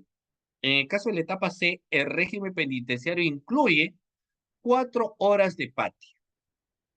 Reitero, incluye 4 horas de patio, con salidas organizadas por grupos según el número de internos y el espacio disponible. Se permite 2 visitas semanales de hasta 4 familiares, lógicamente también dependiendo, pues, doctores, de cada caso en concreto, ¿no? O sea, hay casos donde sí efectivamente se va a necesitar la participación, como se señala, de los 4 familiares, Hay casos donde no.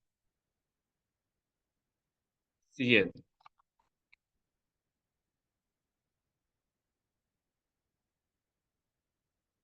A ver,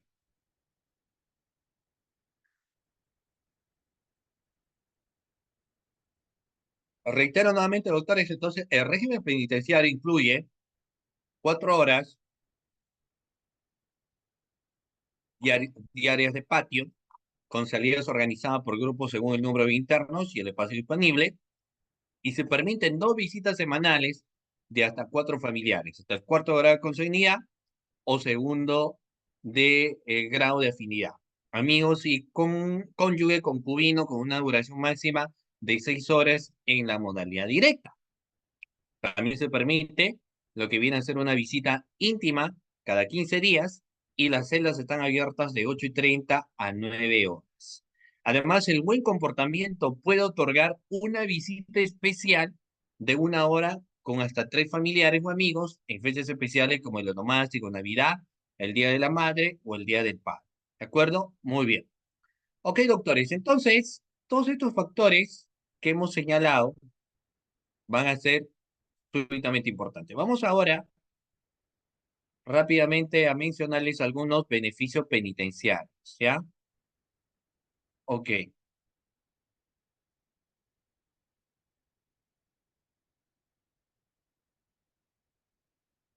ya. A ver, vamos a dejar de compartir esto.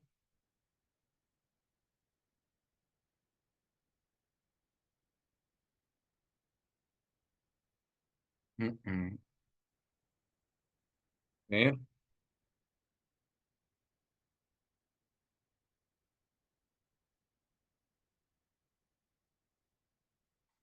compartiendo los regímenes penitenciarios, vamos a...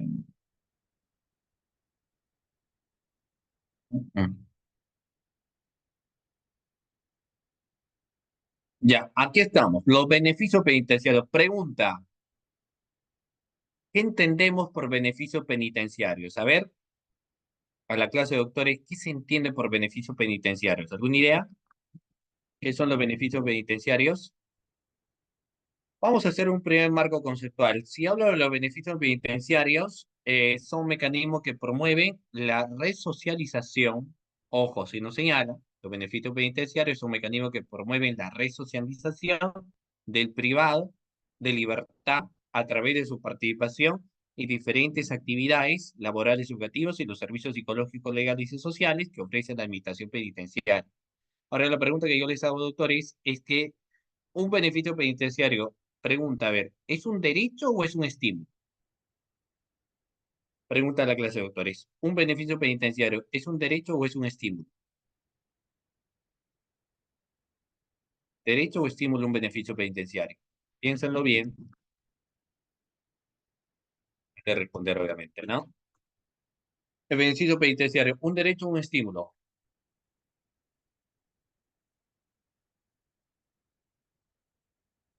Es un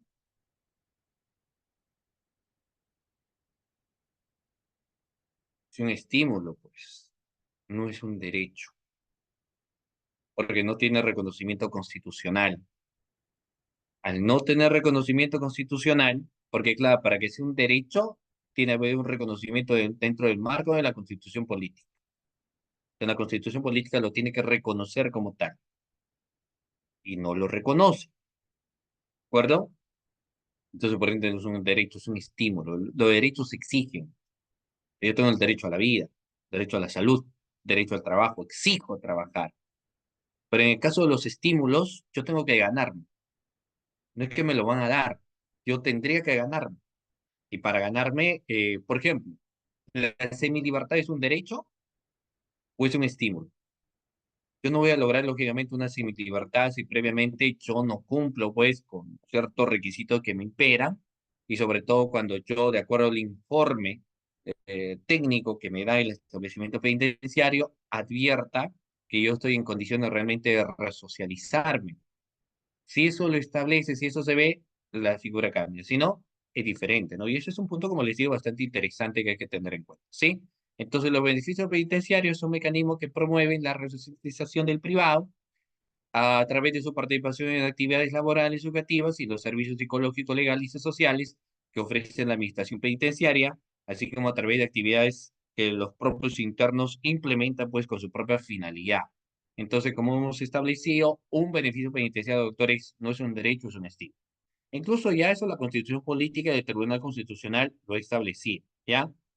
Vamos a irnos rápidamente qué beneficio penitenciario podemos encontrar. Dentro de los beneficios penitenciarios que se pueden hallar, tenemos, por ejemplo, uno, el permiso de salida. Dos, redención de la pena por el trabajo y la educación.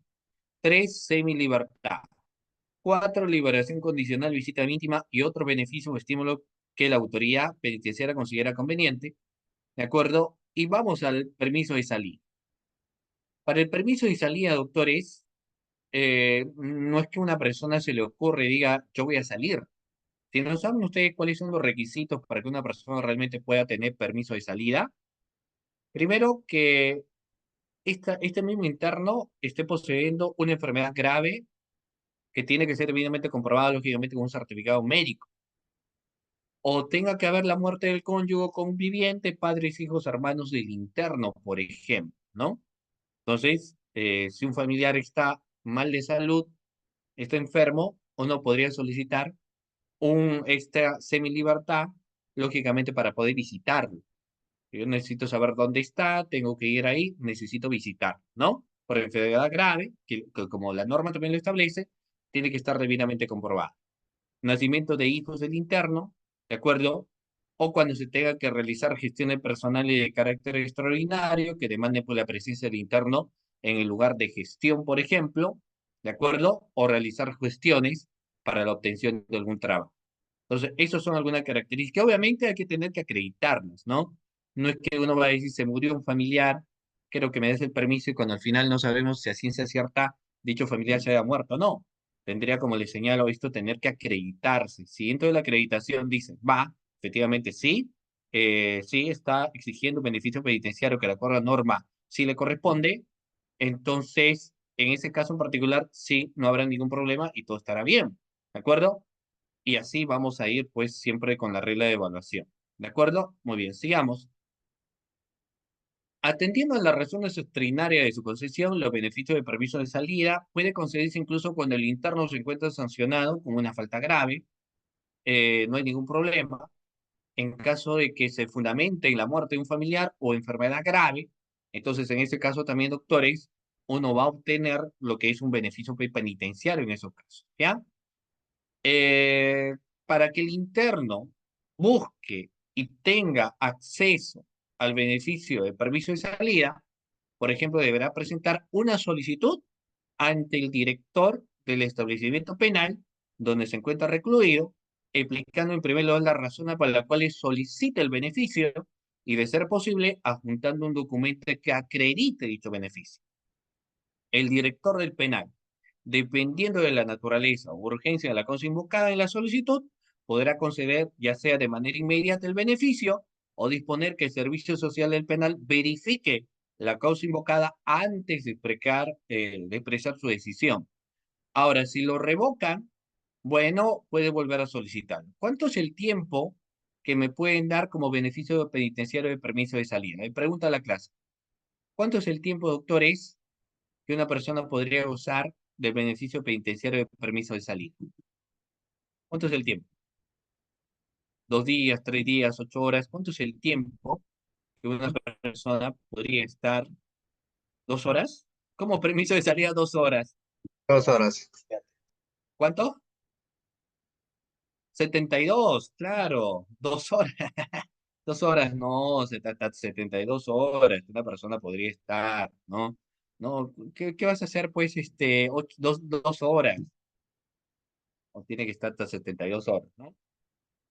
Incluso hay muchos casos ahí que se han dado, de personas que se han quejado, obviamente, de ese beneficio penitenciario, porque lo que decían era, pero ¿cómo no? Etcétera. Mi mamá se encuentra en algún lugar mientras que viajo, no llego. Bueno, habían ciertos factores que en su momento se veían de esa manera. ¿Sí? Muy bien, doctores. Igual les he dejado acá el número de WhatsApp para el tema de las PPTs, ¿de acuerdo? No se olviden, ¿ya? Y bueno, acá nuevamente les escribo en todo caso. Ustedes me escriben. Ok, sí, el número es el 997 5883. ¿De acuerdo? 997 5883. Ustedes me dicen, profe, la PPT de la clase del día de hoy. Me escriben hoy, obviamente, antes de las 10:30. Muchísimas gracias, estimados participantes. Un gusto poder saludarlos. Agradecer, como siempre, a ANDAP por la cordial invitación de mi persona para estar presente en este evento. Cuídense muchísimo, doctores, y Dios mediante, pues espero verlos en una próxima oportunidad. Nos vemos. Doctor, hasta luego. No, eh, ahí está. Sí, doctor, hasta luego y ya. Esperamos contar con usted para próximos eventos académicos. Buenas noches, doctor. Bien, para las personas que no están presentes, aún se pueden inscribir al presente diplomado. Voy a dejar en el chat las especificaciones y los números de las coordinadoras académicas para las personas que aún estén interesadas. Voy a dejar la sala abierta un par de minutos más para que puedan dejar alguna duda que tengan y eso sería todo. Gracias.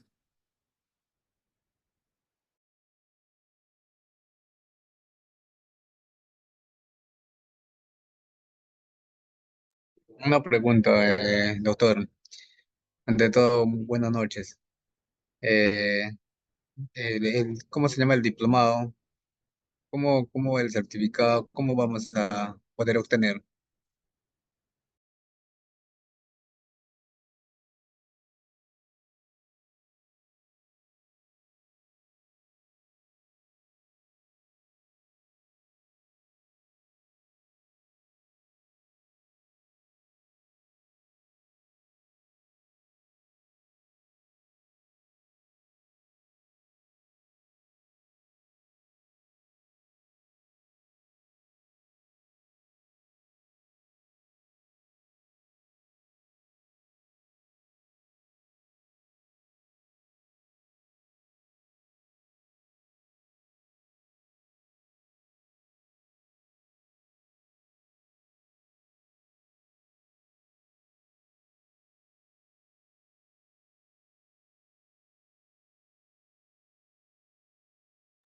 Sí, buenas noches. No sé quién hizo la pregunta, pero acá acabo de proyectar el presente diplomado. Hoy día es la cuarta sesión.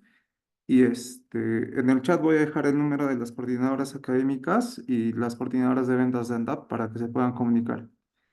Eh, si no, la obtención del certificado también se les va a enviar en su aula virtual y se les va a enviar a los 3 o 4 días de terminado el diplomado. ¿Alguna otra duda? Normal me pueden hablar. 250 soles es la inversión. Muchas gracias, doctor.